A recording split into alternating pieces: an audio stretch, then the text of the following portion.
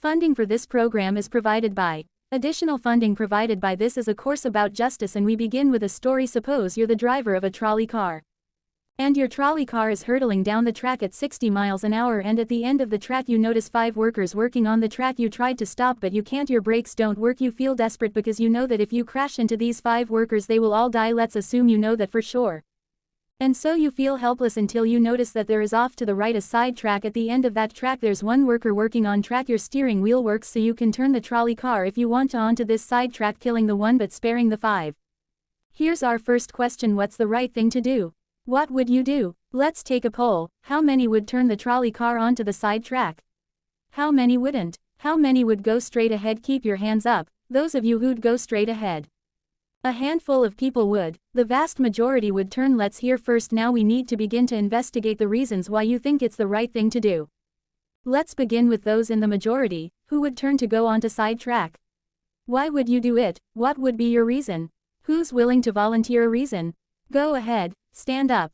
Because it can't be right to kill 5 people when you can only kill 1 person instead. It wouldn't be right to kill 5 if you could kill 1 person instead. That's a good reason. That's a good reason. Who else? Does everybody agree with that reason? Go ahead. Well, I was thinking it was the same reason. It was on 9/11. We regard the people who flew the plane into the Pennsylvania field as heroes because they chose to kill the people on the plane and not kill more people in big buildings. So the principle there was the same on 9/11. It's tragic circumstance, but better to kill 1 so that 5 can live. Is that the reason most of you have? Those of you who would turn, yes. Let's hear now from those in the minority, those who wouldn't turn. Well, I think that same type of mentality that justifies genocide and totalitarianism. In order to save one type of race you wipe out the other. So what would you do in this case? You would, to avoid the horrors of genocide, you would crash into the 5 and kill them. Presumably yes. Okay, who else? That's a brave answer, thank you. Let's consider another trolley car case and see whether those of you in the majority want to adhere to the principle. Better that 1 should die so that 5 should live. This time you're not the driver of the trolley car, you're an onlooker standing on a bridge overlooking a trolley car track, and down the track comes a trolley car. At the end of the track are 5 workers. The brakes don't work. The trolley car is about to careen into the 5 and kill them, and now you're not the driver. You really feel helpless until you notice standing next to you leaning over the bridge is a very fat man. And you could give him a shove. He would fall over the bridge onto the track right in the way of the trolley car. He would die, but he would spare the 5. Now, how many would push the fat man over the bridge? Raise your hand. How many wouldn't? Most people wouldn't. Here's the obvious question: what became of the principle better to save 5 lives even if it means sacrificing 1? What became of the principle that almost everyone endorsed in the first case? I need to hear from someone who was in the majority in both cases. As how do you explain the difference between the two? The second one, I guess, involves an active choice of pushing a person and down, which I guess that person himself would otherwise not have been involved in the situation at all, and so to choose on his behalf, I guess, to involve him in something that he otherwise would have. This escaped is, I guess, more than what you have in the first case, where the 3 parties, the driver and the 2 sets of workers, are already, I guess, in this situation. But the guy working, the one on the track off to the side, he didn't choose to sacrifice his life any more than the fat guy did he? That's true, but he was on the tracks. This guy was on the bridge. Go ahead, you can come back if you want. Alright, it's a hard question, but you did well, you did very well. It's a hard question. Who else can find a way of reconciling the reaction of the majority in these 2 cases? Yes, well, I guess in the first case where you have the 1 worker and the 5, it's a choice between those 2, and you have to make a certain choice, and people are going to die because of the trolley car. Not necessarily because of your direct actions.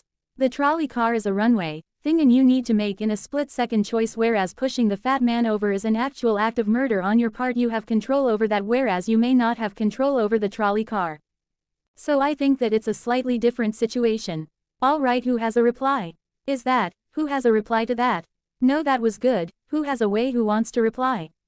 Is that a way out of this? I don't think that's a very good reason, because you choose. Either way, you have to choose who dies, because you either choose to turn and kill a person, which is an active conscious thought to turn, or you choose to push the fat man over, which is also an active conscious action. So either way you're making a choice. Do you want to reply? Well, I'm not really sure that that's the case. It just still seems kind of different. The act of actually pushing someone over onto the tracks and killing them, you are actually killing him yourself. You're pushing him with your own hands. You're pushing in. That's different than steering something that is going to cause death into another. You know it doesn't really sound right saying it now when I'm up here. No, that's good. What's your name? Andrew. Andrew, and let me ask you this question, Andrew. Suppose standing on the bridge next to the fat man, I didn't have to push him. Suppose he was standing over a trapdoor that I could open by turning a steering wheel like that, would you turn it? For some reason that still just seems more wrong. I mean, maybe if you just accidentally leaned into this steering wheel or something like that. Or say that the car is hurtling towards a switch that will drop the trap, then I could agree with that. Fair enough. It still seems wrong in a way that it doesn't seem wrong in the first case to turn, you say, and in another way, I mean in the first situation you're involved directly with the situation, in the second one you're an onlooker as well. So you have the choice of becoming involved or not by pushing the fat man. Let's forget for the moment about this case. That's good, but let's imagine a different case. This time you're doctor in an emergency room. And 6 patients come to you. They've been in a terrible trolley car wreck. 5 of them sustained moderate injuries. 1 is severely injured. You could spend all day caring for the 1 severely injured victim, but in that time the 5 would die, or you could look after the 5, restore them to health, but during that time the 1 severely injured person would die. How many would save the 5 now as the doctor? How many would save the 1? Very few people, just a handful of people. Same reason, I assume. 1 life versus 5. Now consider another doctor case. This time you're a transplant surgeon and you have 5 patients, each in desperate need of an organ transplant in order to survive. On needs a heart, 1 a lung, 1 a kidney, 1 a liver, and the 5th a pancreas. And you have no organ donors. You are about to see them die, and then it occurs to you that in the next room there's a healthy guy who came in for a checkup, and he is you like that, and he's taking a nap. You could go in very quietly. Yank out the 5 organs. That person would die, but you can save the 5. How many would do it? Anyone. How many? Put your hands up if you would do it. Anyone in the balcony? You would. Be careful, don't lean over too much. How many wouldn't? All right. What do you say? Speak up in the balcony, you who would yank out the organs. Why? I'd actually like to explore slightly alternate possibility of just taking the 1 of the 5 he needs an organ who dies first and using their 4 healthy organs to save the other 4. That's a pretty good idea. That's a great idea, except for the fact that you just wrecked the philosophical point. Let's step back from these stories and these arguments to notice a couple of things about the way the arguments have began to unfold. Certain moral principles have already begun to emerge from the discussions we've had, and let's consider what those moral principles look like. The first moral principle that emerged from the discussion said that the right thing to do, the moral thing to do, depends on the consequences that will result from your action at the end of the day. Better that 5 should live even if 1 must die. That's an example of consequentialist moral reasoning. Consequentialist moral reasoning locates morality in the consequences of an act, in the state of the world that will result from the thing you do. But then we went a little further, we considered those other cases, and people weren't so sure about consequentialist moral reasoning when people hesitated to push the fat man over the bridge or to yank out the organs of the innocent patient. People gestured towards reasons having to do with the intrinsic quality of the act itself. Consequences be what they may. People were reluctant. People thought it was just wrong, categorically wrong, to kill a person, an innocent person, even for the sake of saving 5 lives. At least these people thought that in the second version of each story we reconsidered. So this points a second categorical way of thinking about moral reasoning. Categorical moral reasoning locates morality in certain absolute moral requirements, in certain categorical duties and rights regardless of the consequences. We're going to explore in the days and weeks to come the contrast between consequentialist and categorical moral principles. The most influential example of consequential moral reasoning is utilitarianism, a doctrine invented by Jeremy Bentham, the 18th century English political philosopher.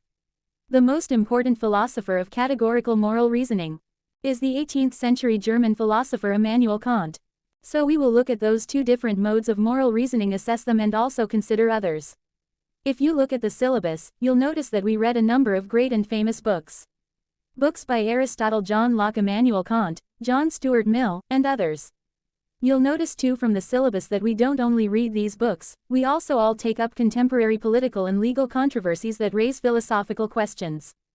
We will debate equality and inequality, affirmative action, free speech versus hate speech, same-sex marriage, military conscription, a range of practical questions. Why not just to enliven these abstract and distant books, but to make clear, to bring out what's at stake in our everyday lives, including our political lives, for philosophy. So we will read these books and we will debate these issues, and we'll see how each informs and illuminates the other. This may sound appealing enough, but here I have to issue a warning. And the warning is this: to read these books in this way, as an exercise in self-knowledge, to read them in this way carries certain risks that are both personal and political, risks that every student of political philosophy have known. These risks spring from that fact that philosophy teaches us and unsettles us by confronting us with